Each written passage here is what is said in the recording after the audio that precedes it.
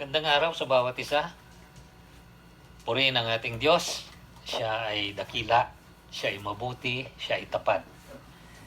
Tayo ngayon ay nasa ikalawang bahagi ng ating pagtalakay patungkol sa mga pinaniniwalaan ng mga Kristiyano na siyang nagiging sandalan o tungtungan ng kanilang mga pamumuhay. Our basic beliefs, our behavioral basis. What we believe dictates what we do in life. Our beliefs dictate our behaviors. Tayo tinawag na mga Kristiyano dahil naglagay tayo ng pananalig sa Panginoong Jesucristo. Siya'y kinilala natin bilang Panginoon at tagapagligtas. Kaya nga kung tayo ay mga tunay na mananampalataya ni Kristo, dapat ay kilala natin siya. At dapat ay kilala natin siya ng mabuti. We are called Christians because we have placed our faith in Christ Jesus as our Lord and Savior. Therefore, we must know Him and know Him well. We must know Him with our whole being. Kailangan kilala natin siya sa ating buong pagkatao. Hindi lang yung meron tayong impormasyon na tama patungkol sa Kanya. Yun ay mahusay, yun ay mabuti. Pero hindi yun ang sukdulang kakompletuhan ng pagkakilala sa Kanya. We must know Him intellectually. We must know Him emotionally. We must know Him willfully. We must know Him personally and experientially. Ito ang tunay na kahulugan ng pagiging Kristiyano o mananampalataya ng Panginoong Jesucristo. But when we come to know Him, it doesn't end there. Hindi ibig sabihin dahil nakilala na natin siya at nakilala natin ng tunay at personal bilang Panginoon at tagapagligtas na natatapos na doon. Ang ating pagkakilala sa Kanya ay dapat umuunlad, dapat sumasagana sa kaalaman at sa karanasan. Itong sinabi ni Apostle Peter, I would like to read you a portion of Peter's letter, his second letter, which states in the very last verse, chapter 3, verse 18, ang sabi niya sa mga kanyang sinusulatan, but grow in the grace and the knowledge of our Lord and Savior, Jesus Christ. To Him be glory both now and forever. Amen. Etong tagubilin ni Peter, etong kanyang sinabi na kailangang patuloy na gawin ng mga mananampalataya ng Panginoong Jesucristo. At bakit daw? Upang sa ganon siya ay ating mapapurihan at malwalhati. Yun ang pinakahuling sinabi niya dito. To Him be glory both now and forever. Amen. Sa ngayon at sa lahat ng panahon. Sa pangwalang hanggan, ito ang sinabi ni Peter. Today, we will take up the second part of a series of messages on what Christians believe. Ito yung ikalawa na. Yung una ay ating tinalakay nung nagdaan at ito ay ating hinango doon sa ginawang kapahayagan ng pananampalataya ng mga naunang mga Kristiyano na kanilang kinuha naman sa mga turo ng kasulatan na ngayon ay kilala natin sa tawag na The Apostles' Creed. Yung unang bahagi ay tinalakay natin. I believe in God, the Father Almighty, Creator of heaven and earth. Today our study is I believe in Jesus Christ, His only Son, our Lord. Hindi lang ito ang bahagi nitong tinatawag na Apostles' Creed patungkol sa Panginoong Jesucristo dahil marami pa ang sunod-sunod na bahagi ditong tinatawag na Apostles' Creed patungkol sa Kanya. Pero sa araw na ito yung bibigyan nating ng pansin. Ang una sa sunod-sunod na kapahayagan patungkol sa Panginoong Jesucristo. At ito'y tinawag kong Jesus Christ our Lord, God's only Son. We will consider several passages from the Gospel accounts. Ito yung mga tala ng buhay ng Panginoong Jesucristo sa Bagong Tipan upang maunawaan natin kung ano ang ibig sabihin nung mga unang mananampalataya nung ginawa nila itong tinatawag na Apostles' Creed. We will consider these passages, a few of them, to understand what the early Christians subscribed to with regards to what and who Jesus Christ is. Ito yung tanong na ating bibigyan ng kasagutan. Ano at sino si Hesus Kristo? Actually, dalawang bagay na napakahalaga na hindi maaaring mapaghiwalay. What and who is Jesus Christ? Why is He called God's only Son? Bakit siya tinawag na bugtong na anak ng Diyos o ng Ama? Sa lumang pagkakasalin ay tinukoy na siya yung only begotten Son. Sa mas moderno, one and only Son. At hinding aabutin yung mga kadahilanan kung bakit siya ipinanganak at bakit sa kaparaanang ipinanganak siya. At dahil ito ay sukdulang kakaiba. This is absolutely unique in the manner and the way that He was born. Different, completely different from any other birth that we know of. No other birth before or after would be the same as His. We will further explore this as we proceed through this series. Pero ngayon, ito yung ating tatalakayin. Jesus Christ our Lord, God's only Son. Si Yesu Kristo na ating Panginoon, ang bugtong na anak ng Diyos. Let us now read a few passages. Some of them are quite familiar. At dito natin hahanguin ang ating gagawing pagtalakay. Ang karamihan nito ay doon sa Gospel according to John. John chapter 1 verses 1 up to 18.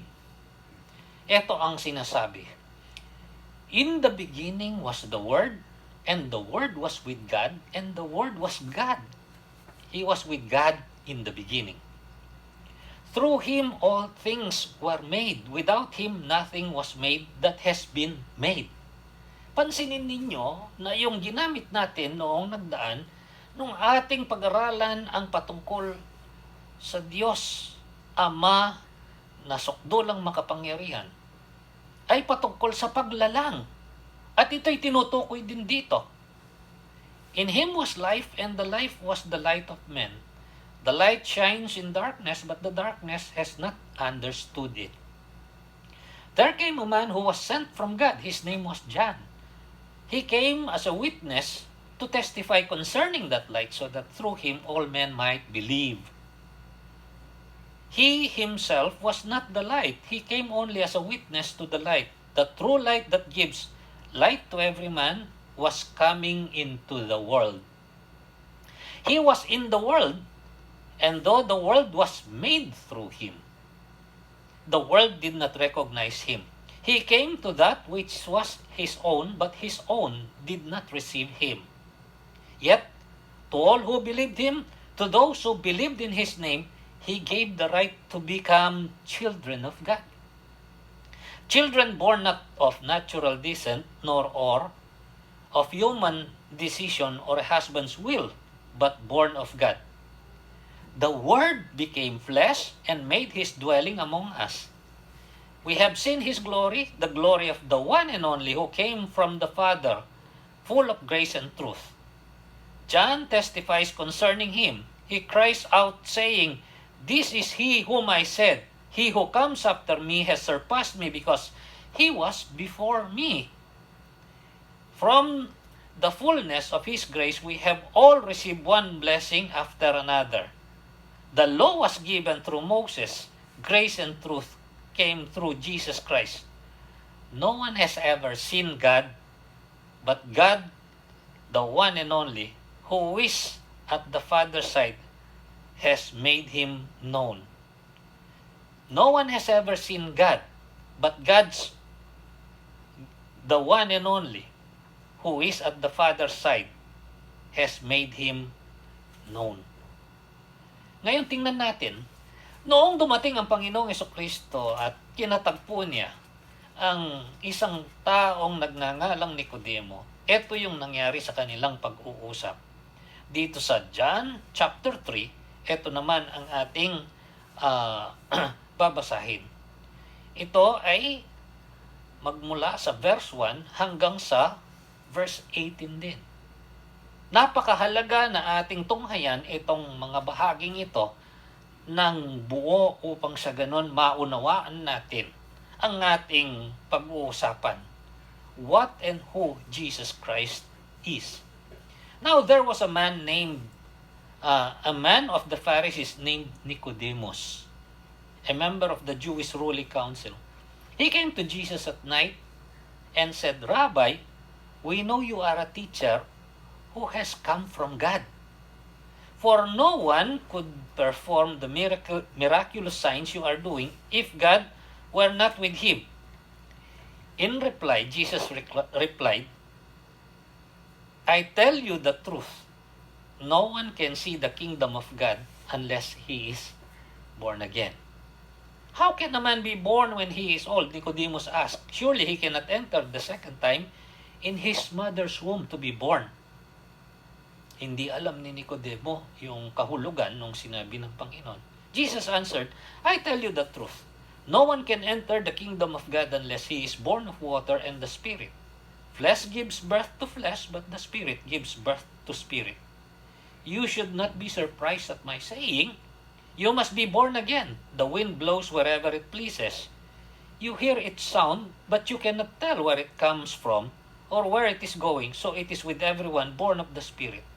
How can this be? Nicodemus asked. Kailangan pa ng kaliwanagan ni Nicodemo. You are Israel's teacher, Jesus said, and you do not understand these things? I tell you the truth. We speak of what we know, and we testify of what we have seen. But still you people do not accept our testimony. I have spoken to you of earthly things, and you do not believe. Then, how then will you believe if I speak of heavenly things? No one has ever gone into heaven except the one who came from heaven, the Son of Man. Just as Moses lifted up the snake in the desert, so the Son of Man must be lifted up, that everyone who believes in him may have eternal life. For God so loved the world, here it is, that he gave his one and only Son, that whoever believes in him shall not perish but have eternal life. For God did not send his Son into the world to condemn the world, but to save the world through him. Whoever believes in him is not condemned, but whoever does not believe stands condemned already because he has not believed in the name of God's, here it is, one and only Son. Ito'y dalawang patotoo patungkol sa Panginoong Hesukristo. Ang kapahayagan mismo sa pambungad o paunang bahagi ng paglalahad ni John sa kasaysayan ng buhay ng Panginoong Hesukristo at yung paglalahad ng mismong kapahayagan ng Panginoong Hesukristo kay Nicodemo. Dito natin hahanguin ang ating kailangang matutuhan patungkol sa Panginoong Hesukristo sa araw na ito. There are two most important things that we need to know about Jesus Christ as the foundations of why we declare and believe that He is our Lord and Savior. Dalawang importanteng bagay ang kailangan nating mabigyan ng kalinawan at kahalagahan. Dahil ito ang tutungtungan kung bakit kinikilala natin at tinanggap natin ang Panginoong Hesukristo bilang ating Panginoon at tagapagligtas. The first one we will take up today. The next will be taken up in our next fellowship. From our readings, one thing is very clear and evident. Doon sa binasa natin, merong napakalinaw at may katibayan na kapahayagan dito patungkol sa Panginoong Hesukristo. Ito yung una nating pag-uusapan, yung pangalawa na importanteng bagay na magiging pundasyon ng pagkilala natin sa Kanya bilang Panginoon at tagapagligtas ay susunod. Ano ito? Na si Yesu Kristo ay Diyos.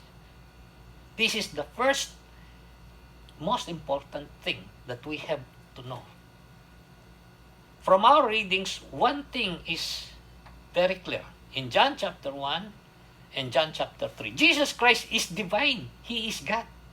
Yes, He is. Yung ikalawa, sa susunod, Jesus Christ is human. Yes, He is. Si Yesu Kristo ay tao din. Yun ang ating pag-uusapan. To be a Christian and to have Him as our Lord and Savior, we must know Him for who He is, and we must accept and receive Him for who He is. Ito yung importante kasi. Hindi tayo maaaring umimbento o mag-isip o kumatha ng sarili nating gusto patungkol sa Kanya. Kung hindi, kailangan nating tanggapin at kilalanin kung papaano siya nagpakilala at kung papaano siya ipinakilala. We must know Him for who He really is. And we must accept and receive Him for who He really is. What is He and who is He? Siya'y Diyos. Kaya nakakalungkot na merong mga taong nagsasabing ang kanilang pananampalataya ay kay Kristo Jesus at siya'y tinatanggap nila at kinikilalang tagapagligtas at siya'y tinatawag nilang Panginoon. Ngunit, hindi nila kinikilala bilang Diyos. Dahil para sa kanilang napakahirap na kilalanin si Hesus Kristo bilang Diyos. Bakit ba siya Diyos? The Scriptures reveal Him for what He is and for who He is. And the Scriptures, ang kasulatan, ay katotohanan. Ang kasulatan ang siyang naghahayag at nagbibigay ng mga pagpapaliwanag kung ano siya at kung sino siya. At kung tinatanggap natin na ang kasulatan ay salita ng Diyos at katotohanan, ito'y ating suriin upang ito'y ating malaman. Why is Jesus divine? Why is He God? Una sa lahat, because He is eternal. Kagaya ng ating tinalakay patungkol sa pag-aaral natin nung nagdaan, patungkol sa Diyos na tinatawag nating Ama. Siya'y walang hanggan. Etong sinabi dun sa John chapter 1, verse 1. This is intentional. That the very first verse of the very first book of the Bible, in the beginning God created the heavens and the earth, is the very same phrase that John used to introduce Jesus Christ. In the beginning was the Word, and the Word was with God, and the Word was God. He was with God from the beginning. At ang sinabi dito ay patungkol sa paglalang. Dahil yung tinawag na beginning, doon sa lumang tipan, ay nakaugnay sa pasimula ng lahat ng bagay na nakikita natin na ngayon ay nasa ating kapaligiran. Ang mga bagay na nilalang. Ang sabi dito sa verse 3, through Him all things were made, without Him nothing was made that has been made. Kung paano pinag-aralan natin na ang Diyos na tinawag nating Ama ang siyang dakilang lumalang, ay pinapakita dito na si Yesu Kristo, mulat sa Paul, ay siya ring lumalang. He is already existing from the very beginning. Nandoon na siya doon sa tinawag na pasimula. He has always existed and He will always exist. There is not a time that He did not exist. Kaya ang tawag dito ay siya'y walang hanggan. He is from eternity past to eternity future. He created time and beginning for us. Yung tinatawag na panahon o oras, yung pagtakda ng mga paglipas ng mga tinatawag na kapanahunan, ay ginawa ng Diyos para sa atin. God is outside time. He is outside the beginning. Jesus Christ is outside time and outside the beginning. Beginning was designed for us, His creatures. Ang tinawag na pasimula ay dinisenyo at ginawa para sa atin. Dahil ito'y panukat natin sa naiintindihan nating paglipas ng kapanahunan. Now, listen very well. Jesus Christ has a birth, but no beginning. Si Hesus Kristo'y merong kapanganakan. Dahil yan ang nakatala sa kasulatan. Siya'y ipinanganak. Ngunit, siya ay walang pasimula. How can this be? Okay, let me first read portions of the account of the birth of the Lord Jesus Christ. Sa dalawang bahagi ng kasulatan, babasahin ko muna itong pagkakatala ng kapanganakan ng Panginoong Jesucristo. Ang sabi dito, sa Matthew chapter 1, verse 18 hanggang 23. This is how the birth of Jesus Christ came about. His mother, Mary, was pledged to be married to Joseph, but before they came together, she was found to be with child through the Holy Spirit. Because Joseph, her husband, was a righteous man and did not want to expose her to public disgrace, he had in mind to divorce her quietly. But after he had considered this, an angel of the Lord appeared to him in a dream and said, Joseph, son of David, do not be afraid to take Mary home as your wife, because what is conceived in her is the Holy Spirit. He will give birth to a son, and you are to give him the name Jesus, because he will save his people from their sin. All this took place to fulfill what the Lord had said through the prophet. The virgin will be with child and will give birth to a son. Listen to this. And they will call him Emmanuel, which means God with us. Tatawagin siya.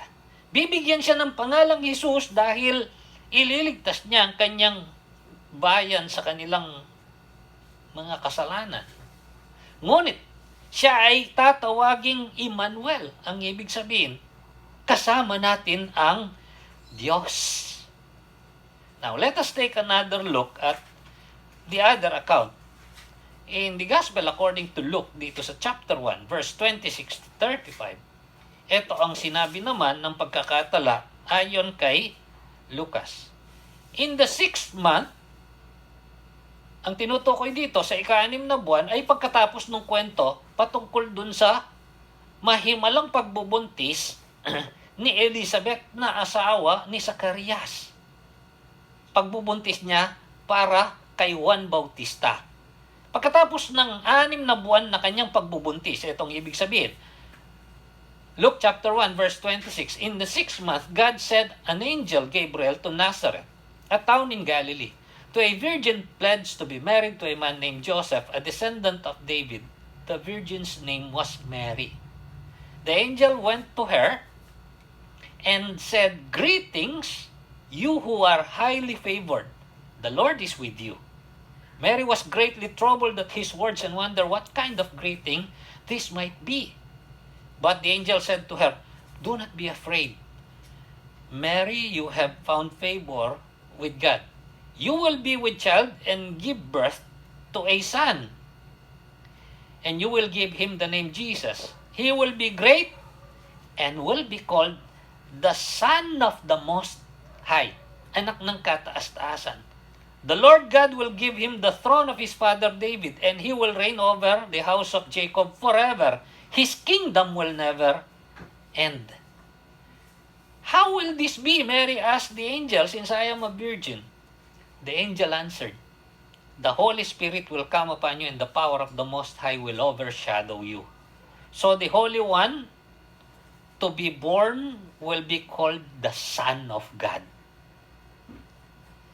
Tapos sabi niya sa verse 36, Even Elizabeth, your relative, is going to have a child in her old age. And she who was said to be barren is in her 6th month. Ito yung sinabi ko. Anong sabi sa verse 37? Ang kasunod, For nothing is impossible with God. Okay. Now we're building up our understanding on this. Ang sabi ko, anong importanteng unang dapat nating malaman patungkol sa Panginoong Jesucristo bilang pundasyon upang siyang tinutungtungan ng pagkakilala natin at pagtanggap sa Panginoong Jesucristo bilang Panginoon at tagapagligtas? Siya ay Diyos. Bakit? Because He is eternal. Siya'y walang hanggan. Walang pasimula, walang katapusan. Yes, He was born, but He had no beginning. Why? Because He chose to enter the human realm, the realm He created. Dahil pinili Niya na pumasok sa sakop ng Kanyang nilalang, ang kinalalagyan ng Kanyang mga taong nilalang. Itong sinabi sa John chapter 1 verse 14. Remember what is in John chapter 1 verses 1 up to 2? Sabi niya, in the beginning was the Word, and the Word was with God, and the Word was God. He was with God in the beginning. Ang sabi sa verse 14, the Word became flesh and made His dwelling among us. Ang verbo o salita na tinawag na Diyos ay nagkatawang tao at nanirahan sa ating kalagitnaan. We have seen His glory, the glory of the one and only who came from the Father, full of grace and truth. Nakita namin ang Kanyang kaluwalhatian, ang kaluwalhatian ng nag-iisa na nanggaling sa Ama, puspos ng biyaya o kagandaang loob at ng katotohanan. He chose to enter the human realm so that God can become clearer and tangible to us. Upang sa ganon ang Diyos na mulat sa pula hindi nakikita ay maging malinaw at maabot ng mga ibinigay na mga pandama at pagkilala, our senses, so that we may know and understand Him much better, upang siya ay makilala natin at maunawaan. Itong sinabi ni Apostle Paul dito sa Colossians chapter 1 verses 15 to 17. Sa kanyang pagpapaliwanag patungkol sa katangian ng Panginoong Hesus, ang sabi ni Apostle Paul, He is the image of the invisible God, the firstborn over all creation. For by Him all things were created, things in heaven and on earth, visible and invisible, whether thrones and powers, or rulers or authorities. All things were created by Him and for Him. He is before all things, and in Him all things hold together. Ito yung sinasabi. Siya ang larawan ng hindi nakikitang Diyos. Siya ay ipinanganak upang makapasok siya dito sa sakop ng kanyang mga nilalang, upang siya ay makapagpakilala ng mas malinaw at mas naaabot ng ating mga kakayanan. Ang sabi doon sa verse 19, for God was pleased to have all His fullness dwell on Him. Ang kaganapan ng Diyos ay tumatahan sa Kanya. He is divine because He is eternal. Wala siyang pinagmulan. Siya ang pinagmulan ng lahat ng bagay. Pero siya ay walang pinagmulan. He existed. There was, from eternity past, there wasn't a time that He didn't exist. And He will always exist. Siya mismo ang gumawa ng pag-angkin nung panahon na siya ay nagpapahayag na. Dahil ito'y bahagi ng kanyang layunin upang sa ganon magkaroon ng pagkakataon ang mga tao na may pagkasundo sa Diyos. Jesus Himself made this claim when the Jews of His day did not recognize Him for who He is. Etong sinabi doon sa John chapter 8, dito sa verse 53 hanggang 58. Nung nakikita ng mga Hudyo noon na kakaiba ang Panginoong Yesus, kinainggitan siya. At ayaw nilang kilalanin na siya ay galing sa Diyos. Pero anong sabi ng Panginoong Yesus sa kanila sa John chapter 8, from verse 53 to verse 58. This is what Jesus told them. Sabi niya dito, sa kanilang paratang sa kanya, sabi nila, "Are you greater than our father Abraham? He died and so did the prophets. Who do you think you are?"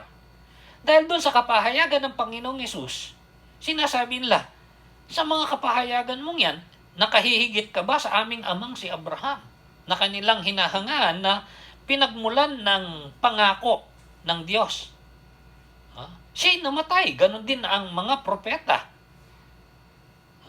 Sino sa akala mo? Sino ikaw? Jesus replied, "If I glorify myself, my glory means nothing. My Father whom you claim as your God is the one who glorifies me. Though you do not know him, I know him. If I said I did not, I would be a liar like you. But I do know him and keep his word. Your father Abraham rejoiced at the thought of seeing my day. He saw it and was glad." Abay, kakaiba yung sinabi niya. Ang sinasabi ninyong ama ninyong si Abraham, nagalak sa kaisipang makita yung araw ko o yung pagdating ko. Nakita niya at siya'y natuwa o nagala. Verse 57, "You are not yet 50 years old," the Jews said to him, "and you have seen Abraham." Ano itong sinasabi mo? Anong tugon ng Panginoong Yesus? Verse 50, sabi niya, "I tell you the truth." Ito yung katiyakang binigay niya. Jesus answered, "Before Abraham was born, I am." Bago pa ipinanganak si Abraham, ay ako na. He is eternal. He is God.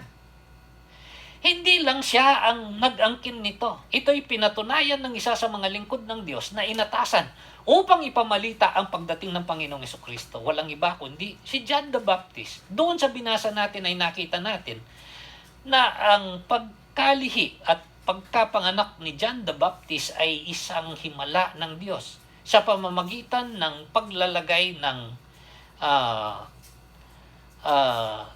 sanggol sa sinapupunan ni Elizabeth sa pagsasama nila ni Zacarias. Dahil si Elizabeth ay isang baog.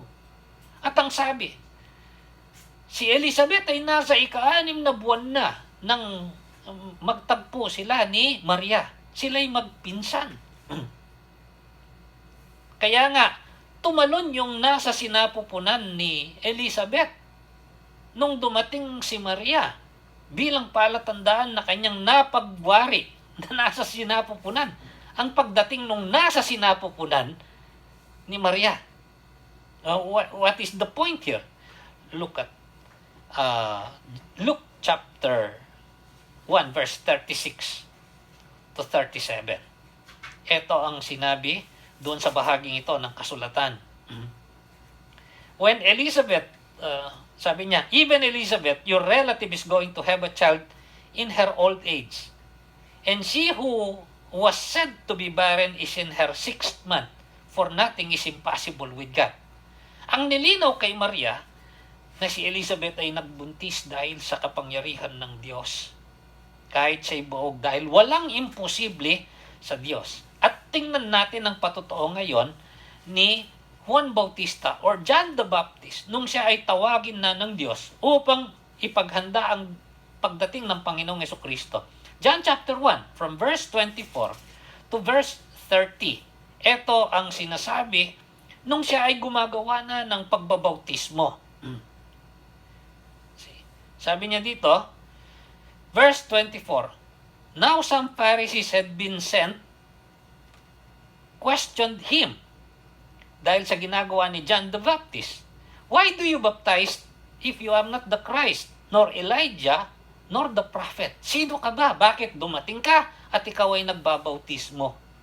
Ang sabi ni John, verse 26, "I baptize with water, John replied, "But among you stands one you do not know." Pero sa inyong kalagitnaan ay merong isa na hindi ninyo kilala. He is the one who comes after me. Sabi niya, "The thongs of whose sandals I am not worthy to untie." Meron akong kasunod, sabi niya. Hindi man ako karapat-dapat na kalagin o alisin ang mga tali ng kanyang panyapa.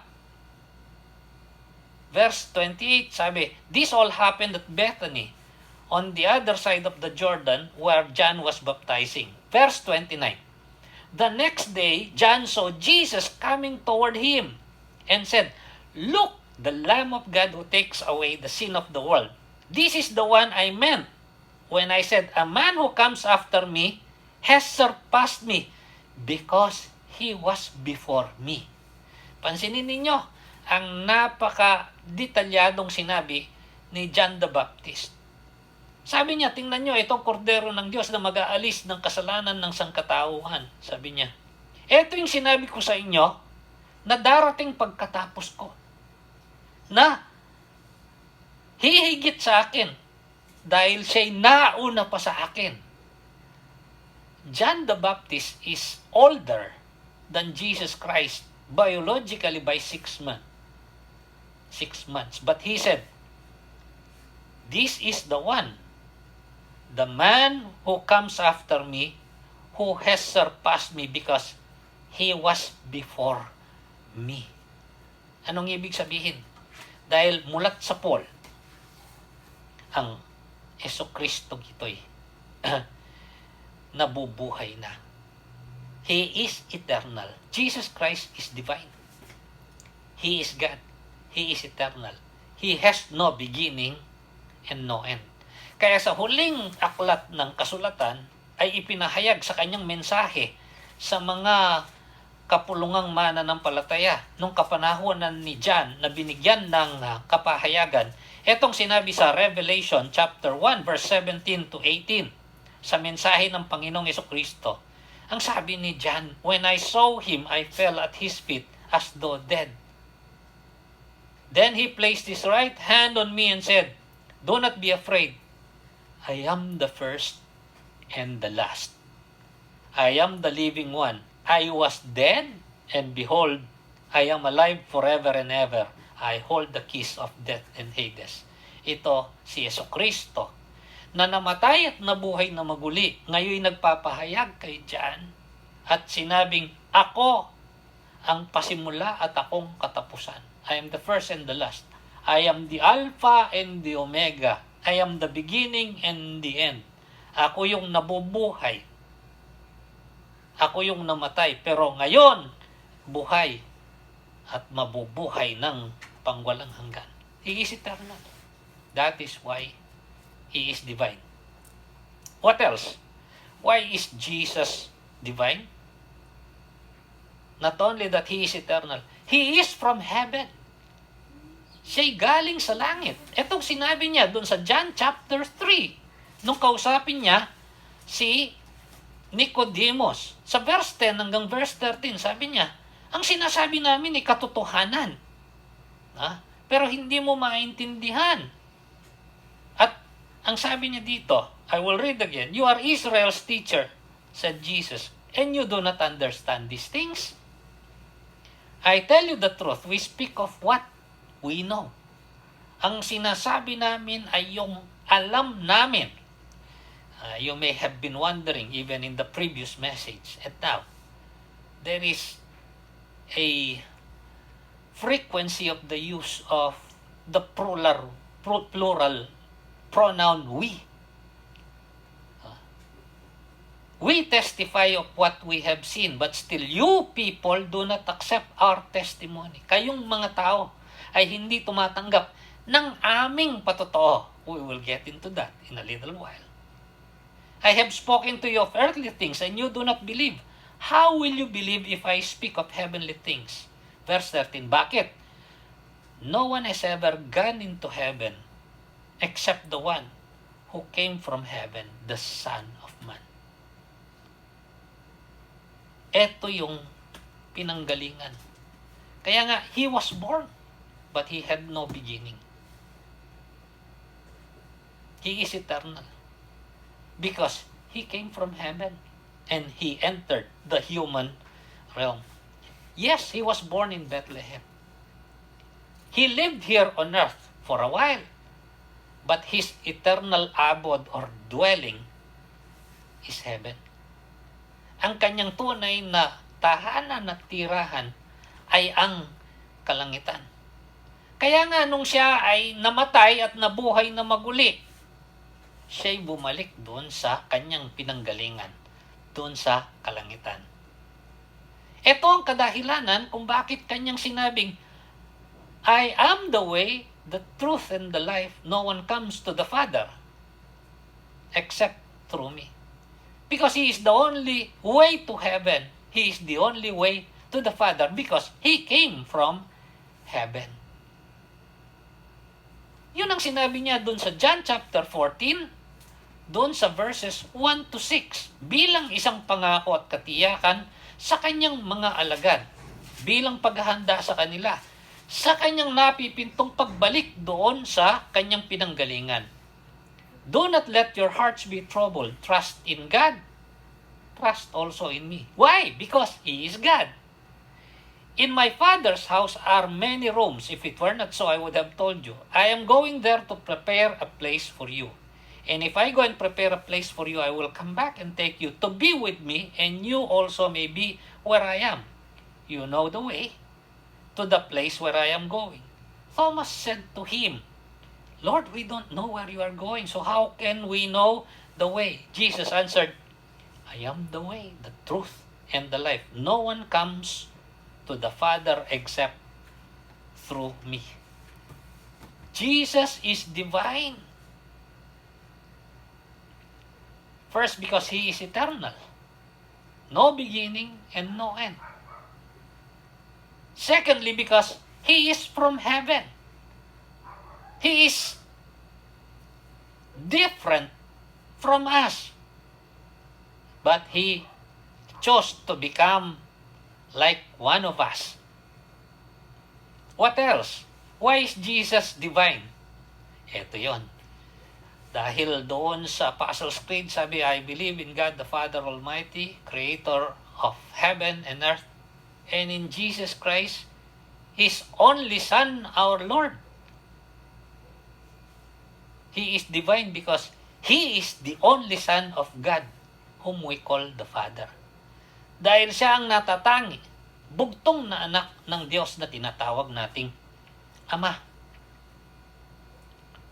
Yun ang sinabi dun sa John 3:16. For God so loved the world that He gave His one and only Son. Iisa lang, natatangi, bugtong na anak. That whoever believes in Him shall not perish but have eternal life. Why? Because He is eternal. Dito binanggit yung pagiging bugtong o natatangi, nag-iisang anak ng Diyos. He is specifically called the one and only or only begotten Son of the Father. I would agree that this seems to be confusing for some. Tunay na ito'y maaaring nakakalito o mahirap intindihin para sa ilan. Actually, para sa marami.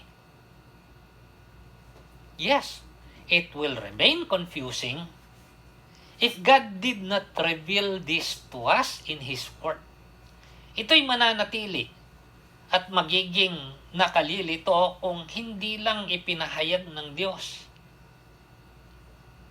o ipinaalam ng Diyos sa atin ng mga bagay na ito sa pamamagitan ng Kanyang salita, ng Kanyang buong salita. It's confusing if we do not take God at His Word. Ito'y magiging kalituhan kapag hindi natin tinanggap ang salita ng Diyos na tunay niyang salita. Or if we do not trust God, kung hindi natin pinagkakatiwalaan ng Diyos. This is why we began this study with God being the Father Almighty, who is sovereign, who is all-powerful, and all-wise, at kanina tiningnan natin, to Him who is almighty, sovereign, all-powerful, and all-wise, to Him nothing is impossible. Sa Kanya ay walang imposible. Therefore, whatever He reveals, though not immediately easy for us to grasp, can be understood as we trust Him and put our faith in Him. Yung bagay na tunay na hindi madali na kaagad ay maintindihan o maunawaan, ay maaaring maunawaan kapag tayo'y nagtiwala sa Kanya, kapag tayo'y nanampalataya sa Kanya. Because He is God and He is different from us. Yun ang pinag-usapan natin mula pa nung nagdaan. Dahil si Diyos at siya'y iba sa atin.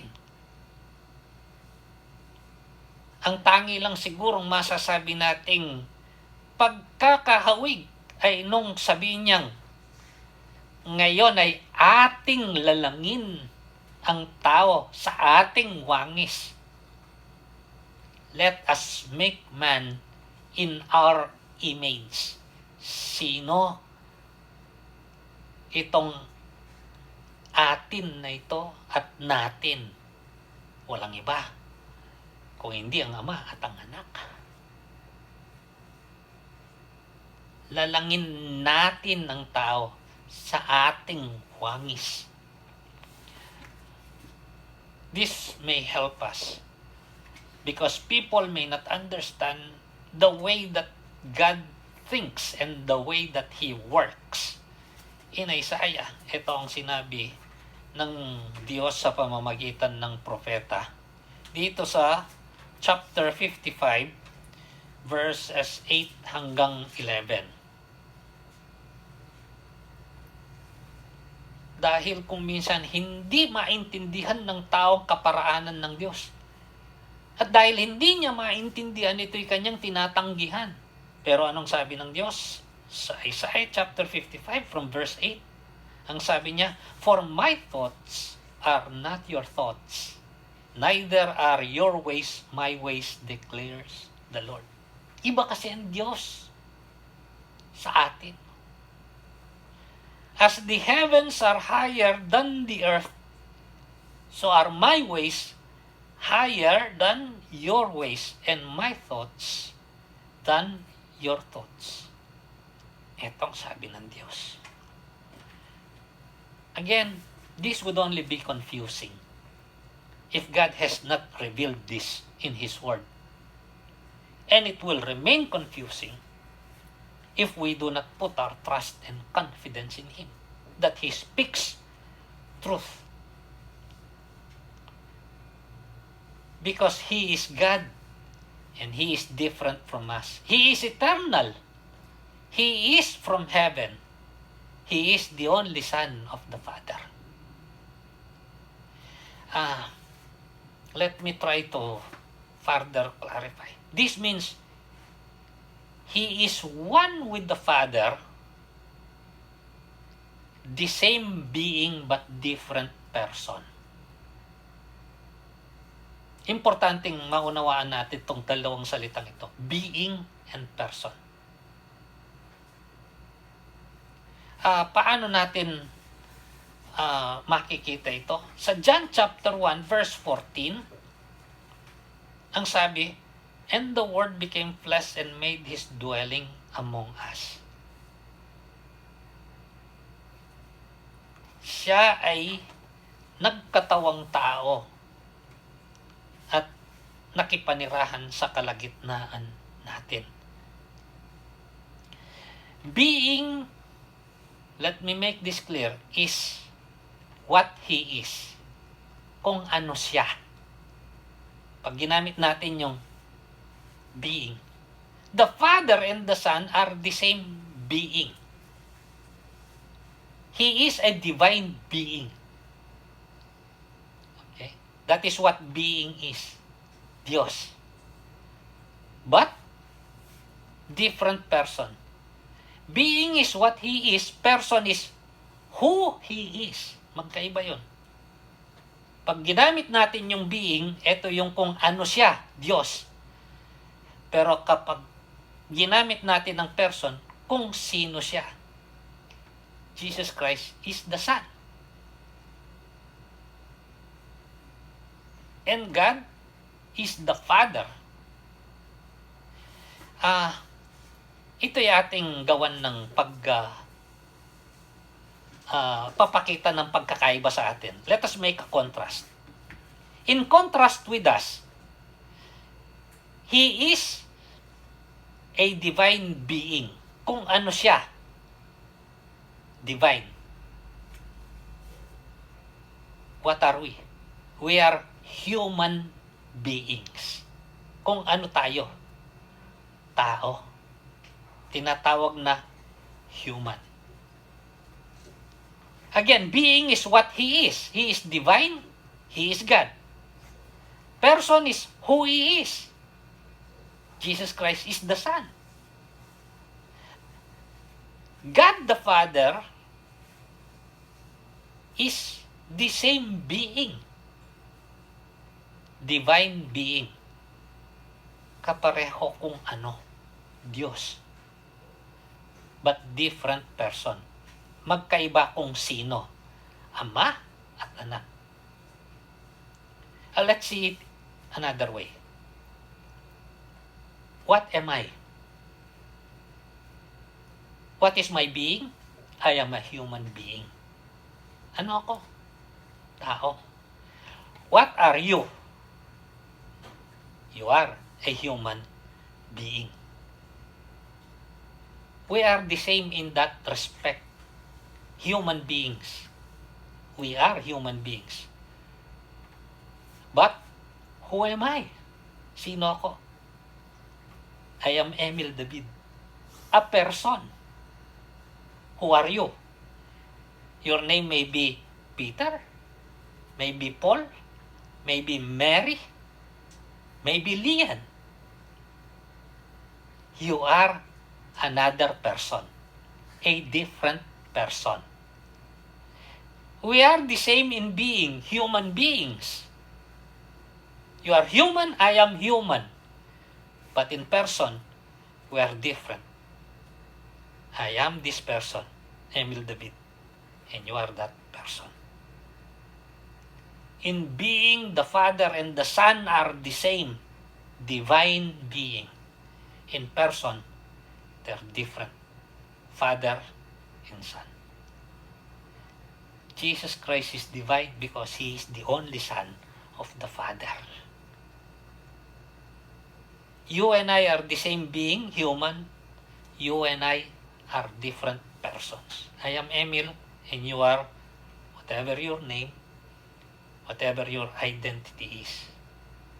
This is why the Father and Jesus Christ are one yet different persons. Kaya nga, from the beginning, ito ang sabi ng Diyos, let us make man in our image.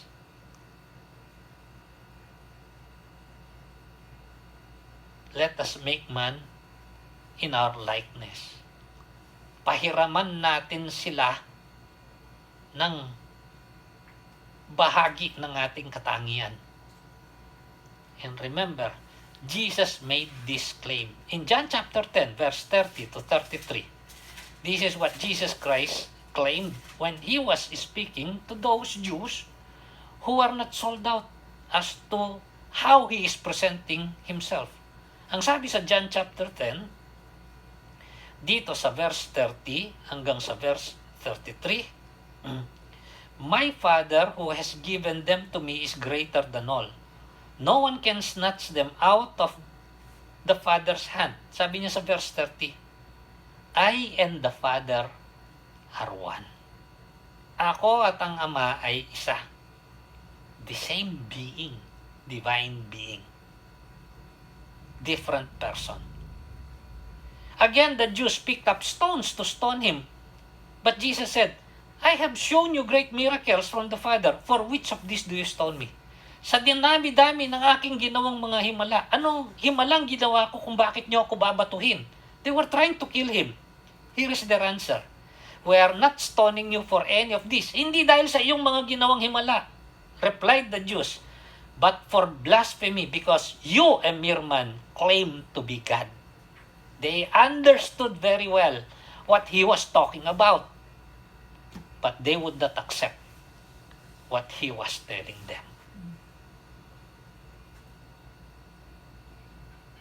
Jesus Christ is divine because he is eternal, because he came from heaven, because he is the only Son of the Father. They have the same being, but different person. Jesus Christ made this same claim to his disciples. Doon sa John chapter 14, nung bigyan niya ng katiyakan ang mga ito, na siya ay lilisan at babalik sa kalangitan upang maghanda para sa kanila. At sinabi nila, hindi nila alam ang daan patungkol doon. Sabi niya, I am the way, the truth, and the life. No one comes to the Father except through me. Ito yung pagpapatuloy ng kanyang pangungusap sa kanila. Ang sabi doon sa verse 8, Philip said, Lord, show us the Father and that will be enough for us. Ipakita mo sa amin ng Ama at kami masisiyahan na, sapat na sa amin ito. Jesus answered, Don't you know me, Philip, even after I have been among you for such a long time? Anyone who has seen me has seen the Father. How can you say, show us the Father? Don't you believe that I am in the Father and the Father is in me? The words I say to you are not just my own. Rather, it is the Father living in me who is doing His work. Believe me when I say that I am in the Father and the Father is in me, or at least believe on the evidence of the miracles themselves.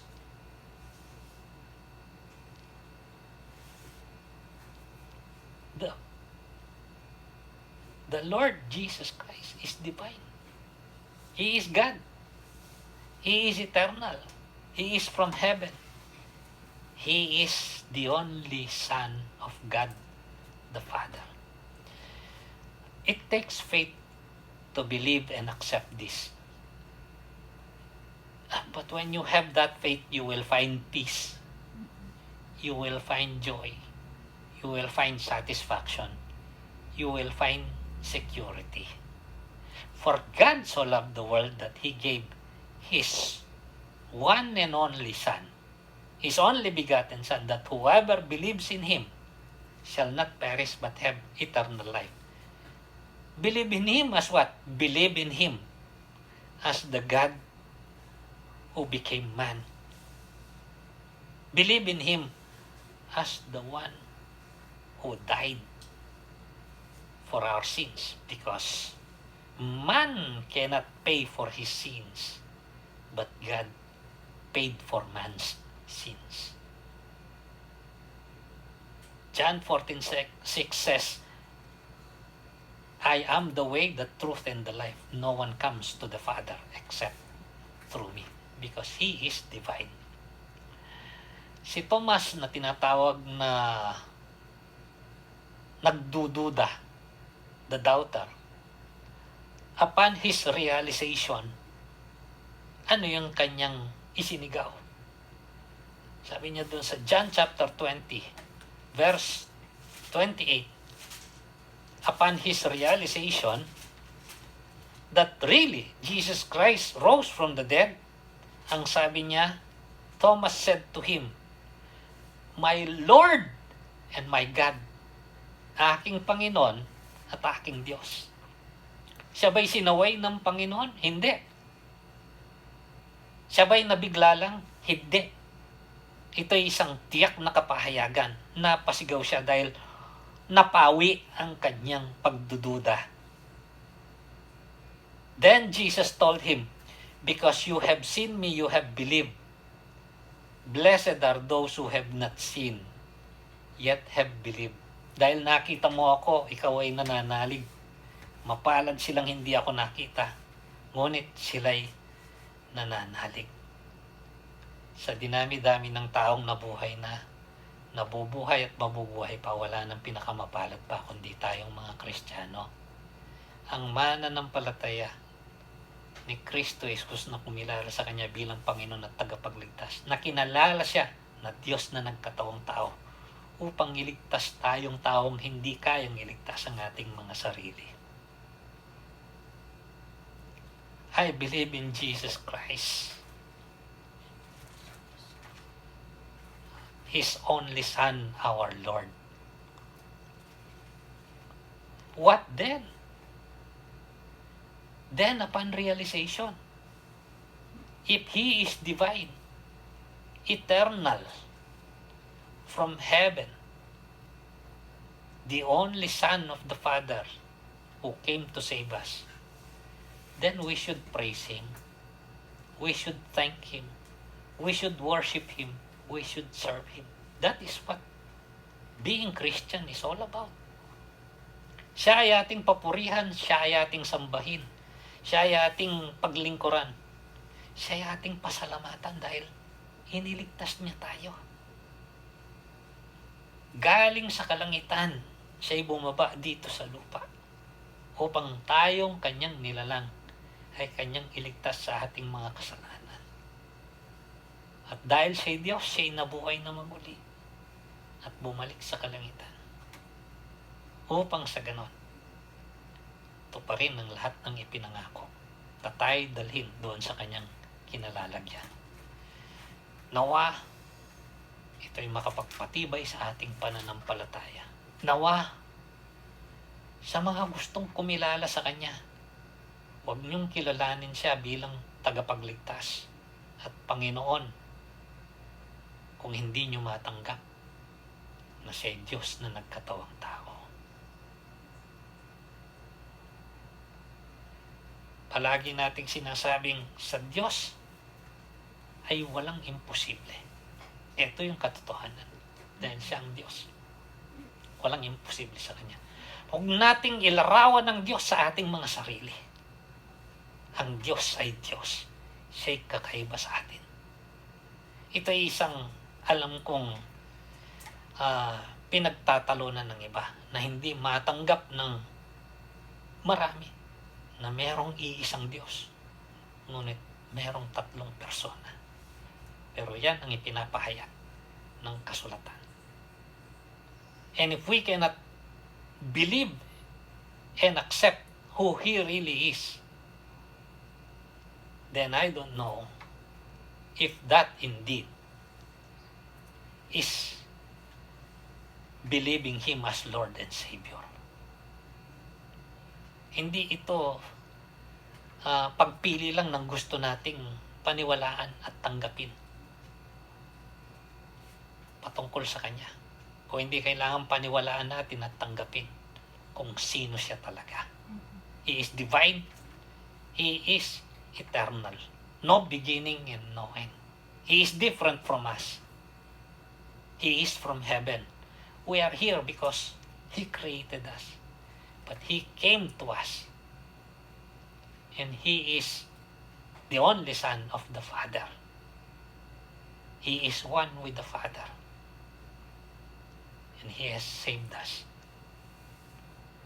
May He be glorified in our lives. Let us pray. Salamat po, dakilang Diyos. Salamat po, Panginoong Jesucristo. Salamat. Ito'y maaaring maituring na misteryo, ngunit napakaganda. Napakadakilang misteryo. Na ang Diyos na lumalang sa amin ay bumaba dito sa lupa. Sa persona mo, Panginoong Jesucristo. Upang sa ganon kami ay iligtas. Tubusin ng aming mga pagkakasala. At sa pananampalataya namin sa iyo, gawarang kami ng kaligtasan at buhay na walang hanggan. Purihin ka aming Panginoon. Turuan mo po kami kung paano sumunod sa iyo. Patuloy na hubugin at baguhin upang ikaw ay aming sundin at paglingkuran. Pinupuri ka namin. Sa iyo ang kalwalhatian at ang karangalan. Sa iyong pangalan naming Panginoong Hesus. Amen. Magandang araw po at pagpalain tayong lahat ng ating dakilang Diyos at Panginoon.